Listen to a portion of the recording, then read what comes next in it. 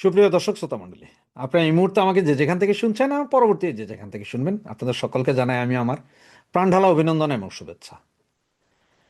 আমাকে আজকে এই পর্যন্ত আনা এবং লাখো লোকের কাছে আমার ভয়েস বা সাউন্ড পৌঁছে দেওয়ার জন্য আপনারা যারা আমাকে সাবস্ক্রাইব করে সহযোগিতা করেছেন, সকলকে জানাই আমি আমার আন্তরিক অভিনন্দন যে আপনারা এখনও আমাকে সাবস্ক্রাইব করে আমার ভয়েস বাংলাদেশের প্রত্যন্ত অঞ্চলে পৌঁছে দিচ্ছেন। তাই আপনাদেরকে সকলকে অভিনন্দন এবং শুভেচ্ছা। তবে হ্যাঁ, প্রতিদিনকার মতো আপনারা সাবস্ক্রাইব করতে থাকুন। আপনারাই হচ্ছেন যে আমাদের শক্তি। আপনারাই সাবস্ক্রাইব করে আমাদেরকে পৌঁছে দিচ্ছেন প্রতিটা ঘরে, প্রতিটা দোকানে, প্রতিটা জায়গায়। তো আপনারা এতক্ষণ ব্যানার এবং হেডলাইন দেখে হয়তো চিন্তা করছেন, হঠাৎ কি বললাম ত্রিপুরা দিয়ে ভারতের অ্যাকশন শুরু। জি, এবার ত্রিপুরা দিয়েই ভারতের অ্যাকশন শুরু। আমরা অনেকেই অনেকভাবে বলছিলাম ভারত কি করছে, ভারত কিছু করছে না, এই করছে না, সেই করছে না, ব্যাপক বলছিলাম। কিন্তু ভারত একটা বৃহৎ রাষ্ট্র, আর একটা রাষ্ট্র আর একটা রাষ্ট্রের বিরুদ্ধে সরাসরি যুদ্ধে যায় না, তার আগে যে কিছু সিস্টেমেটিক ওয়েতে আগাইতে হয়। যেমন আপনাদের একটা কথা বলি, এই যে এক্সাম্পল একদম এখন নর্মাল, যে ভেনিজুয়েলার এই কাহিনীটা দেখেন, বাংলাদেশের শেখ হাসিনার কাহিনীটা দেখেন। ভেনিজুয়েলার এই হুগো চেভেজকে ধরার আগে সেখানে নোবেল দিয়েছিলেন, জাস্ট 1 মাস আগে একজনকে নোবেল দিয়েছেন যার নাম কি মাচো দা নাকি, আল্লাহ মাবুদ জানে তার নাম, আমি উচ্চারণ করতে পারি না ভাই। তারে নোবেল দিয়ে সারা ওয়ার্ল্ড ওয়াইড এমনভাবে তুলে দিলেন যে তিনি বিশাল একজন লোক। এরপরে এনারে ধরে নিয়ে গেলেন, মানে ওনারাই না বসাবেন, নোবেলের শেষ হবে। এর আগে মায়ানমারের সেই নেত্রী আং সাং সুচি, তাকেও সে। আবার এদিকে আমাদের ডাক্তার ইউনূসকে দেখেন, গত প্রায় 10-12 বছর ধরে উনি নোবেল পাওয়ার পর থেকে এমনভাবে ইন্টারন্যাশনালি, দেশি ইন্টারন্যাশনাল মিডিয়া এমনভাবে হাইলাইট করছে যে উনি ছাড়া পৃথিবীতে আর কেউ নাই, বাংলাদেশের একমাত্র ভালো বুদ্ধিজীবী এই সেই ডাক্তার ইউনূস ছাড়া কেউ নাই।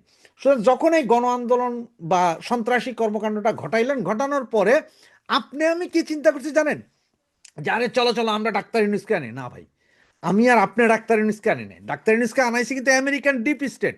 তারাই গত 10-12 বছর ধরে ডাক্তার ইউনূসকে বিভিন্ন পুরস্কার, বিভিন্ন জায়গায় কথা বলতে দিয়া, বিভিন্ন জায়গায় হাইলাইট করে এমন করছে যে আপনার আমার মাথার ভেতরে সিস্টেমে বসাই দিয়েছে ডাক্তার ইউনূসই একমাত্র লোক যে হয়তো বাংলাদেশকে বাঁচাইতে পারবে, কারণ তার ইন্টারন্যাশনালি অনেক ইয়ে আছে, কি সংযোগ আছে। সুতরাং ডাক্তার ইউনূস, এটা কিন্তু আমেরিকা করাই দিছে, আপনি আমি বুঝি নেই। ঠিক সেম ভাবে দেখেন, এই আমেরিকান ডিপ স্টেট এবং আইএসআই, মানে যেটা আপনার পাকিস্তানের ইন্টেলিজেন্স ব্রাঞ্চ, এরা করলো কি, এরা গত 2-3 বছর যাবৎ ভারত বিদ্বেষী একটা মনোভাব তুলে দিছে সারা বাংলাদেশে ব্যাপকভাবে। মানে এইটা যার পর নাই, মানে সব কিছুতেই তারা ভারত। কারণ হচ্ছে যে ভারতের সাথে যেটা গ্যাদারিং লাইগা যায় বাংলাদেশের, এটা লাভ হচ্ছে পাইক্যাদের। এ পাইক্যারা আমাদের দেশের এই বঙ্গু মুসলমানদেরকে এমনভাবে রেডি করছে, এমনভাবে প্রপাগান্ডা ছড়াইছে যে সব কিছুই ভারতের দিয়া ফেলাইছে, সব ভারত খেয়ে ফেলাইছে। বাংলাদেশ পুরা ভারতের অঙ্গরাজ্য, ওই যে ত্রিপুরা মিপুরা এগুলার মতো, এটা হচ্ছে খাওয়াইছে। আর আমরাও কি মনে করছি, হ্যাঁ তার মানে এটা ভালো। এখন দেখেন সেটার ফল পাচ্ছে। আজকে আপনারা অনেকে বলবেন যে ভাই ভারত তো এটা রাজনীতি নিয়ে আসছে, কারে আমাদের এই মুস্তাফিজরে খেলতে না দিয়া ওরা মানা করে দিছে, এটা তো ঠিক করে নাই। আরে ভাই, আজ থেকে 7 বছর আগে মুস্তাফিজ যখন প্রথম প্রথম ক্রিকেটে আসে, তখন বাংলাদেশের এই বঙ্গু আপনারাই চিল্লেছিলেন কেন ভারতে খেলতে দেওয়া হইলো, ওর টেকনিক তো ভারত যাই না যাবে, আমরা ওয়ার্ল্ড কাপ জিততাম এই এক মুস্তাফিজরে দিয়া, এগুলো বলে ব্যাপক কথা কইছে, তখন আন্দোলন হয়েছিল। আর এখন যখন ভারত নিবে না, এখন আবার আপনারা বলছেন কেন ভারত নিবে না, এটা রাজনীতিকরণ। এই ভাই, রাজনীতিকরণ এইখানে এই আইপিএল যদি মুস্তাফিজ যা খেলে, তাহলে তো মুস্তাফিজের নিজের লাভ, 12 কোটি টাকা মস্কারি না, হের নিজের লাভ, দেশের কি লাভ। ওয়ার্ল্ড কাপে আপনারা সাকিবুল হাসানরে খেলতে দেন নাই, এইবার ওয়ার্ল্ড কাপে ও তো বিশ্বের 1 নম্বর প্লেয়ার ছিল।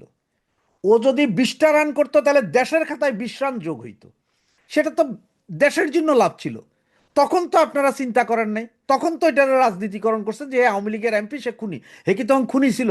হে তো তার আগে 4 মাস আগে থেকে কানাডাতে খেলতেছিল। কিন্তু তারাই কেন আপনারা দিলেন না? সেই সময় চিন্তা করা যাইতো না যে না, আমরা খেলার ভিতরে রাজনীতি আনবো না, থাক ছেড়ে দিই। এখন ভারত চিন্তা করতেছে আপনারা হয়তো বোমা নিয়ে যাইবেন, ব্যাডের ভিতরে হয়তো বোমা নিয়ে যাবেন, ভারতের স্টেডিয়ামে যে ঘুরে মাইরে দিবেন, এরপরে শখানিক লোক মরে যাবো গা। এই জন্য ভারত খেলতে দিবে না। আর আপনারা সারাদিন বৈশা ভারতের গালাগালি গালাগালি গালাগালি গালাগালি করতেছেন। আর ভারতের পাবলিক এরপরও আপনাদের বলছে আসুন আসুন আসুন মশাই আসুন, আপনারা তো বড় বড় মুসলমানের দোচা, আপনারা আসুন আপনাদেরকে আমরা চুষি নাকি, এই ধরনের ভাবছিলেন। ভারতের পাবলিক যা করছে 100% ঠিক করছে। আপনারা প্রতিদিন এখানে ঘরে বৈশা ওই রাইতের বেলা বউয়ের লগে ল্যাংডা হইয়া চিন্তা করবেন যে সেভেন সিস্টার খাইয়া দিব, আর ভারত আপনাদেরকে খালি নম করব, এটা হবে ভাই? হবে না। এই জন্যই ভারত মোক্ষম জায়গায় লাগাই দিছে। এখন কি করবেন? আইপিএল আপনি চালাইতে দিবেন না? বাংলাদেশ চালাইয়েন না, সমস্যা কি? পাবলিক যারা খেলা দেখার তারা ভিপিএন লাগাইয়া দেখবে। এ ভাই ফ্রি ভিপিএন আছে হাজার হাজার, যে কোনো একটা দিয়ে দেখা যায়, কোনো সমস্যা নেই। ওয়ার্ল্ড কাপে আপনারা যাইবেন না, আপনারা শ্রীলঙ্কাতে চাইবেন, এমন আছে যে হয়তো ভারত কইব যে যাও যাও যাও শ্রীলঙ্কাতে যাই খেলা, অসুবিধা কি আছে? আপনি এখানে যাই খেলেন, আপনার খেলা ভারতীয় কোনো টিভি সম্প্রচার করবো না, ইন্টারন্যাশনালি অন্যান্য মিডিয়াও সম্প্রচার করবো না, আপনি পারলে শ্রীলঙ্কা থেকে যায় করেন। অবশ্য আপনার এটা একটা ভালো টেকনিক যে ভারতে খেলবেন না, কারণ বহুত বাঙালি বঙ্গুরা ভিসা লইয়া তো যাইতে পারে, কারণ সন্ত্রাসীরা যাইতে পারে না, এটা হচ্ছে মূল। তো এখন এই সেই কথায় যে ভারত কিভাবে আক্রমণ শুরু করলেন। দেখ গত কিছুদিন আগে মানে গত বছরের সম্ভবত মাঝামাঝি সময়ে আপনার সিলেট দিয়ে যে বর্ডারটা আছে সেই বর্ডারে রাত্রিকালীন একটা কারফিউ জারি করেছিল, সেটা এখনো বলবৎ। এরই মধ্যে গতকাল ত্রিপুরার এখানে 400 কত কিলোমিটার সীমান্ত আছে, দুর্গম নদী নালা খাল বিল পাহাড় পর্বত, এই জায়গায় ওনারা সান্ধ্যকালীন কারফিউ জারি করে দিয়েছে ভারত। মানে নোম্যান্স ল্যান্ড, 0 থেকে 500 মিটার পর্যন্ত সান্ধ্যকালীন কারফিউ। এতে কি হবে? সন্ধ্যা 6টা থেকে কারফিউ লাগবে ভোর 6টা পর্যন্ত। আর এই কারফিউ চলা অবস্থায় ওখানে যারাই পাবে, কারফিউতে কি আছে, দেখা মাত্র গুলির নির্দেশ, ফালাই দিবে, কারফিউ চলে। তার মানে এই কারফিউ চলার কারণে চোরাচালান থেকে শুরু করে যা যা ওই যে 2 নম্বরই করে আনতো ভারত থেকে, সব ব্লক করে দিল। এবং এই কারফিউ চলার কারণটা কেন দেখাইছে, যে এই কারফিউ ওনারা দেখাইলো, ভারত যেটা বলতেছে সেটা হচ্ছে যে বাংলাদেশে বর্তমানে পাকিস্তানি গোয়েন্দা সংস্থা এবং পাকিস্তানি সন্ত্রাসী গোষ্ঠীগুলো এত বেশি বেড়ে গেছে যে এরা যে কোনো মুহূর্তে যে কোনো অকারেন্স ঘটাইতে পারে ভারতে যায় এইসব সীমান্ত দিয়া, মানে এই যে ত্রিপুরার ওই সাইড দিয়া সীমান্ত দিয়া বা সেভেন সিস্টার ওই সাইড দিয়া দুর্গম এলাকা আছে, ওখান দিয়ে যায় ভারতের সন্ত্রাসী আক্রমণ চালাবে। এই জন্য প্রথমে কারফিউ জারি করলো। এগুলো কিন্তু যে আপনার কাশ্মীরের অনেক আগের থেকেই চলে, সেম এই ঘটনা। এছাড়া আপনি দেখেন এই যে হিন্দুদেরকে মারা, এই যে দীপুচন্দ্র দাস, এরপরে আপনার আরেকটা হিন্দু ব্যবসায়ীকে ছুরি মেরে পরে আগুন জ্বালাই দিছেন, গতকাল রাতে আবার আরেক হিন্দু মহিলার ধর্ষণ করে চুল কেটে গাছের সাথে বেঁধে রেখেছেন। এগুলা কিন্তু ভারত সব দেখতেছি, ইন্টারন্যাশনাল মিডিয়া কিন্তু নিচ্ছে। আর ভারতের যে মুসলমান আছে 35 কোটি বা 40 কোটি, আমরা যে মুসলমান বলি, এই মুসলমানদের সবচেয়ে বড় নেতা ওয়াইসি, উনিও গতকাল আপনার ভারতীয় এনআইটিভিতে দেওয়া একটা সাক্ষাৎকারে বলছেন যে বাংলাদেশে হিন্দু নিধন হচ্ছে। ভারতীয় সরকারের কাছে এই বৃহৎ মুসলিম নেতাও দাবি জানাইছেন যে এই বিষয়ে কথা বলেন, এবং উনি এইটাও বলছেন যে ভেনিজুয়েলা থেকে আমেরিকা যদি তুলে আনতে পারে তাহলে ভারত কেন পারে না। ইশারাটা কিন্তু বাংলাদেশের দিকে দিয়েছে। উনি কিন্তু মুসলিম নেতা, ওনারা মুসলিম ঠিক আছে, কিন্তু ওনারা ভারতীয়, বাংলাদেশের বঙ্গুদের মতন না। যেমন আপনার এইখানে যখন আপনার ভারত বিদ্বেষী কথাবার্তা যখন বাংলাদেশে হয়, তখন কিন্তু বাংলাদেশের হিন্দুরা কোনো কথা বলে না, কেমনে বলে, এটা বললেই পীড়া। কিন্তু ভারতে ওই জিনিস নেই। ভারতে বৈশা আপনার ভারত বিদ্বেষী কথা বলবেন, সেটা কিন্তু ভারতীয়রা মানে না। এটা হোক হিন্দু, হোক মুসলিম, হোক বৌদ্ধ, হোক খ্রিস্টান, এটা সবাই এক এক। তাদের কাছে আগে ভারত, পরে রিলিজন। রিলিজন আর দেশ এক জায়গায় করে না, যেটা আমাদের দেশে বঙ্গুরা মিলাইতেছে। অবশ্য আমাদের তো দেশই নেই, আমরা তো এখন পূর্ব পাকিস্তান আর পশ্চিম পাকিস্তান বাই বাইকে নিয়ে খেলা। তো ইন্ডিয়া এই যে খেলাটা শুরু করলো, এই যে কারফিউ জারি করলো, এই কারফিউর পরে কি হইতে পারে? কারফিউর পরে হয়তো এমনও হইতে পারে যে আস্তে আস্তে আমাদের এখানে ওই যে যেগুলা পাঠায় মাল, চাইল ডাইল আটা লবণ তেল, এগুলা বন্ধ করতে পারে।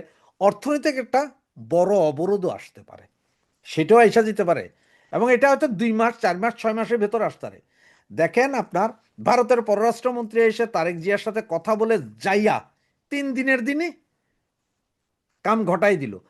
উনি কিন্তু ভারতে যাওয়ার পরে, পররাষ্ট্রমন্ত্রী জয়শঙ্কর, উনি ভারতে যাওয়ার পরে একটা কনফারেন্সে, মানে স্টুডেন্টদের সাথে একটা কনফারেন্সে বলছিলেন, ভালো প্রতিবেশী খারাপ প্রতিবেশী, ইঙ্গিতটা কিন্তু বাংলাদেশ এবং পাকিস্তানের জন্য, দুই প্রতিবেশীর জন্য দিয়ে দিয়েছে।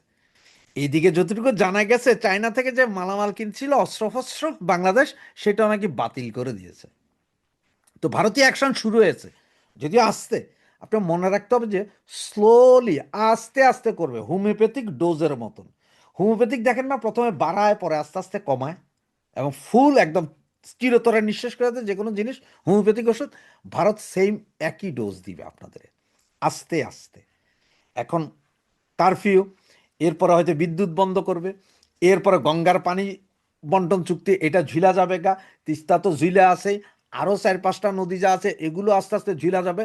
মানে আপনাদের বাতে মারবে, পানিতে মারবে, ল্যাংটা করে কাপড় চোপড় ছাড়াও মারবে, এমন অবস্থা বঙ্গুদেরা করবে যে আপনারা দেখা থাকেন। সুতরাং শুরু হচ্ছে ভারতের খেলা, শুরু হয়ে গেছে। সুতরাং দেখতে থাকেন পরবর্তী টার্গেট কে কে। জয় বাংলা, জয় বঙ্গবন্ধু।